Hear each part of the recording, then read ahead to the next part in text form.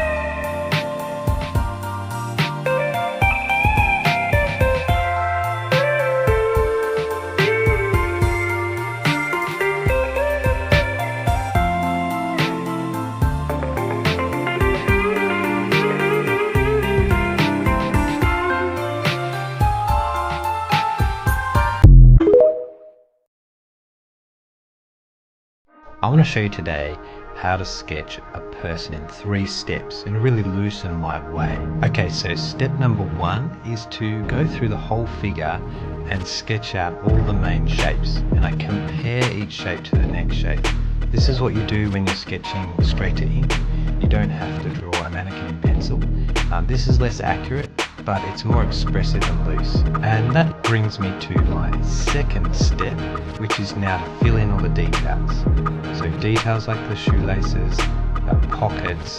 The most important thing that we do need to add is the facial features. Okay, step number 3 is to add a really light wash on our expressive line work. Just very lightly. It shouldn't stand out too much. If you need to sketch along with something like this in real time, I'm going to put the full uncut version on my Patreon page, so you can check that out right there. Do not get this sketchbook, it's fallen apart on me so many times. This is the Artist Loft hardcover watercolor book, and it's worked for me for a few months until this happened. Right now I'm using the Paul Rubens watercolor journal, and it's worked really well for me. But also everyone's been asking me what kind of supplies I use for my art, so I'm going to tell you basically all the materials that I've been using recently. Specifically for commissions, I'm using the Strathmore watercolor paper so I can tear it out individually. A big part of my art is using gold ink, so I use the Winsor & Newton gold ink in 30 mils. This is what makes my art look like a storybook, and it's kind of characteristic of my personal style. For watercolors, I really like using the Winsor & Newton Cotton watercolor paint set. It's very transparent, and I kind of get the effect that I want. I don't have specific brushes, but this liner brush allows me to do details. I have a liner brush, and I also have a thicker brush for shading. For flat brushes, I only have 2. They allow me to blend things really, really nicely, especially this really thick one. For ink, I only have 4 different types. These are really waterproof, but the only caveat is that although I get different sizes and they work really well for me, they run out of ink really quickly. So you might have to budget for those. I almost ruined these painted sketchbooks I did the day before putting them on my Etsy. So I painted these sketchbooks recently, but they're not for me, they're for my Etsy shop. And when selling artwork, you've got to figure out a way to protect the artwork. For my sticker collage sketchbooks, I use sticky back plastic, but I wanted to keep the painted effect on these painted ones, so I wanted to try seal them with acrylic gloss instead. I don't think acrylic gloss is made for cardboard, and I was really proud of these paintings. I had spent hours on them, so I decided to do a simpler painting to do a test on. But I didn't want to waste the painting, so I decided to do a cute design so that could also go on my Etsy shop. If I hadn't planned to restock sketchbooks today, I probably would have made another test because this design turned out so cute. I was just as scared to ruin it. At first it seemed like the gloss was just not working because it was making the cardboard bend, but it dried nice and flat and glossy. Unfortunately, things went downhill when I moved on to putting the gloss on the Psyche K sketchbook. Put on way too much gloss on to start with, because I didn't want it to be patchy, but it made it bend like crazy. I only noticed dust stuck in the gloss after it was almost dry. I managed to get it out and redo some of the gloss, but it was looking really inconsistent, so I decided to just go to bed and let it dry. And oh my goodness, was everything fine in the morning. It ended up drying really flat. And of course the last one was a breeze. And I'm so glad these all turned out good because it honestly looks better than the sticky pack plastic. All of these sketchbooks are on my Etsy right now. Apart from the Psyche K one, he's sold within seconds of me putting him up. Let me know which of the new sketchbooks is your favorite.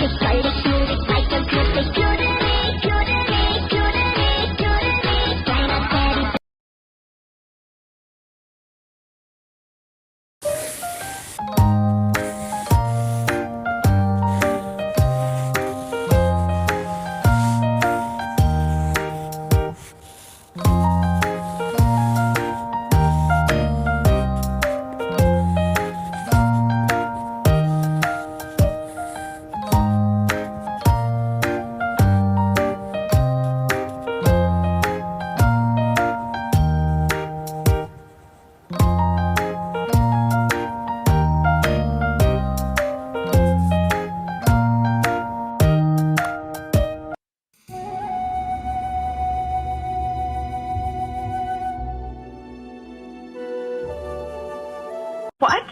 No, I am a real person. Maybe we have a bad connection. I'm sorry about that. Will you tell me you're not a robot? Just say I'm not a robot, please. I am a real person.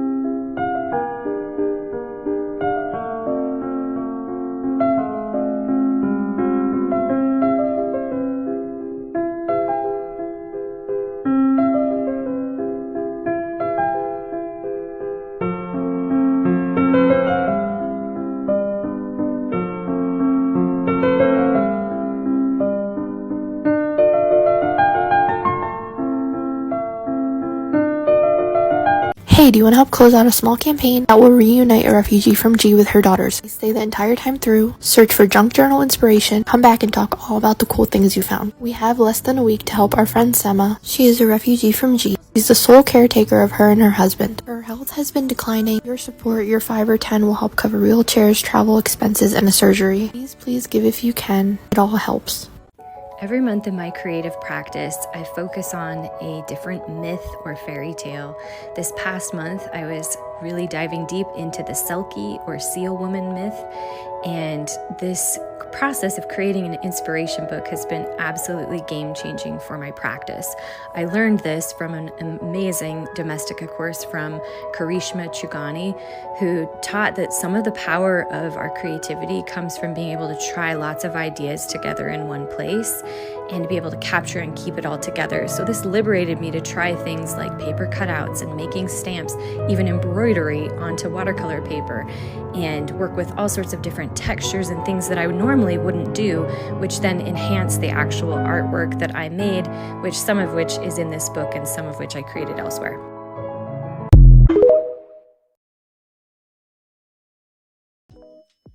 Need some new ideas for your sketchbook? Let's go over some of my favorite prompts. First up is words and typography. I have a lot of fun with this one. Sometimes I want to try and copy a certain font, but most of the time I just pick a random word and phrase and I just kind of freestyle it. It's a nice way to fill up some space without doing too much.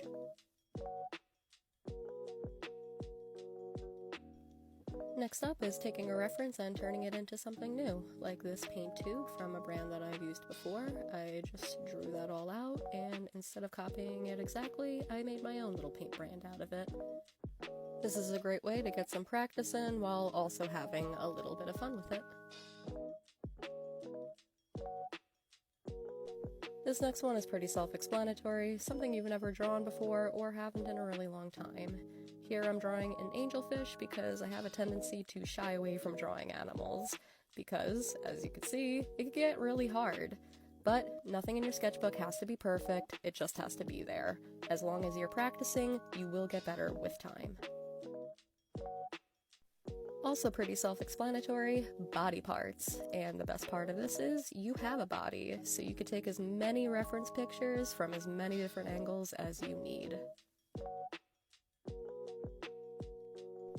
And last up, anything at all, but without sketching it first. This can help you get more confident with your line work and just in drawing in general, because it really forces you to not overthink it and really just go for it. Again, the more you do it, the more confident you'll be. I hope this has given you some new ideas to try out in your own sketchbook. Happy drawing!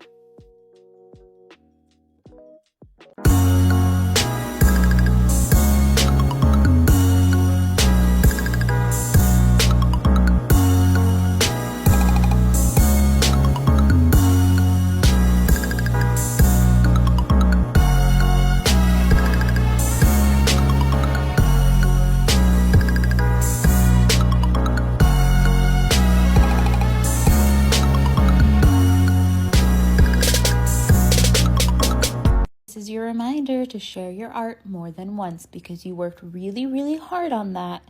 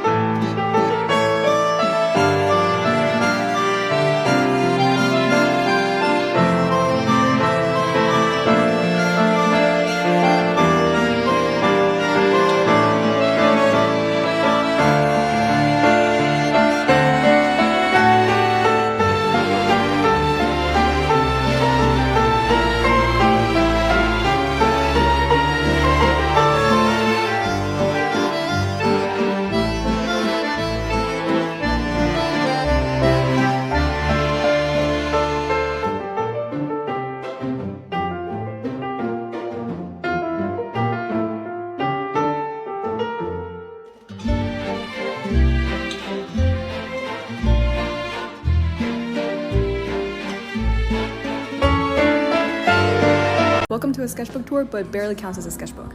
This is like my personal sketchbook that my brother gave me, but essentially has no rules. At first I was trying to make illustrations on every page to be aesthetic, but then I realized I actually wanted to write. And so I started using really tiny handwriting for every page. Let me show you what I mean by tiny handwriting. This is every single page, but I was really proud that I could write in really straight lines. Oh, here we go, some art-related stuff. I was writing down some ideas that I want to do and never did any of them. And here's just me journaling with some tiny words again. I think in some ways I still consider this art because I would flip through and enjoy looking at it. Somewhere along the line I deviated and I started drawing chemical structures because, I was a chem major and I thought I was cool. Myself, I was chloroketone. Here's a sketch of what I thought that my dorm room should look like when I moved in my senior year.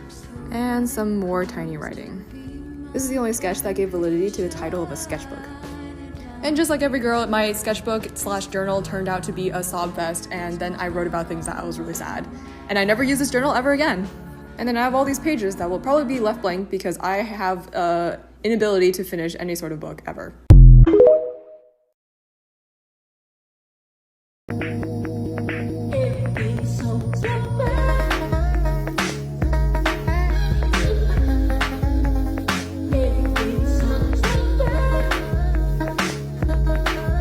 Let's draw a Japanese dragon. I'm using a Sharpie bullet tip on marker paper.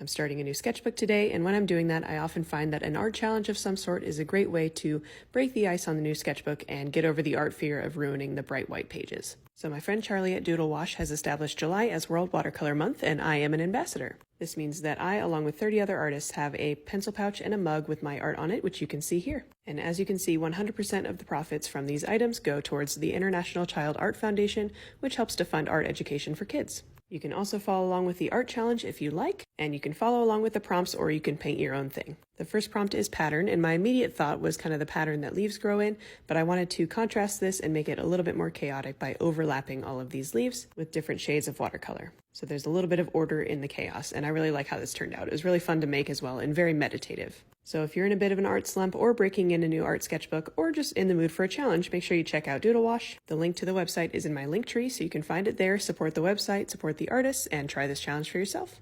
Make sure to leave a like and a comment, helps me out a lot, and thanks for watching.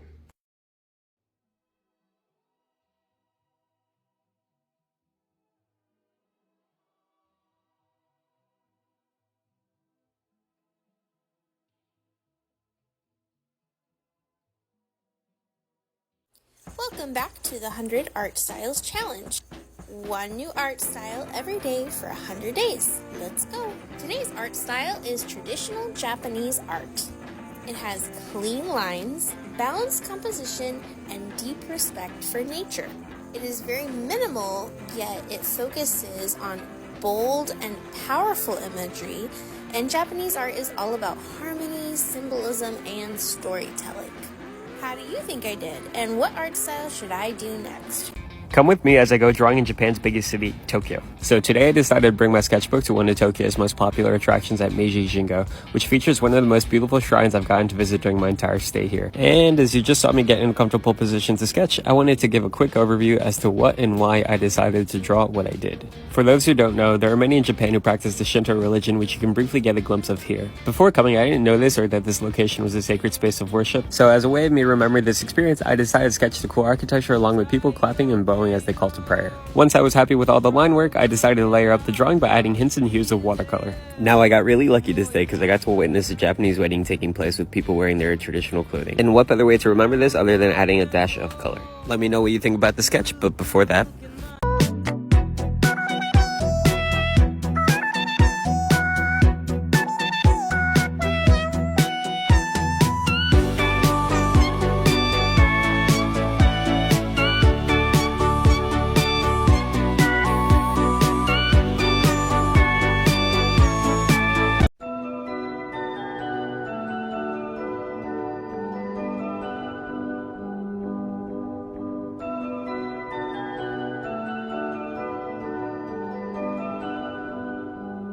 I love black people. Okay, now give me a hug. Let's not go too far. See?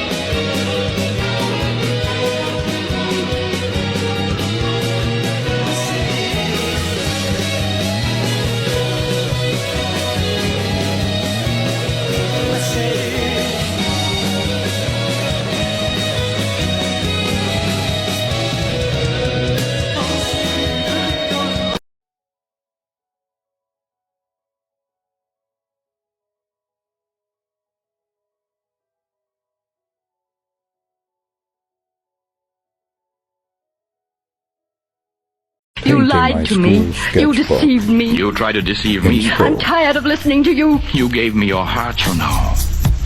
You'd like me to hand it back whole again, but I won't. You live a long time yet, Catherine, an eternity without me.